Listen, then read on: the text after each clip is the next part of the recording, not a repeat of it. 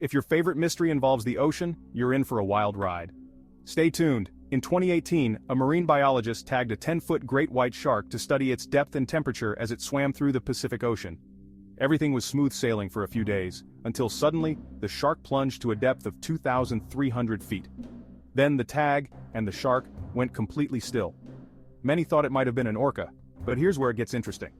The tag recorded a stomach temperature of 78 degrees Fahrenheit, way warmer than what orcas prefer. So, what on earth could be big enough to take down a 10-foot great white shark? Enter the bloop. This mysterious sound was first heard in 1997 and has baffled scientists ever since.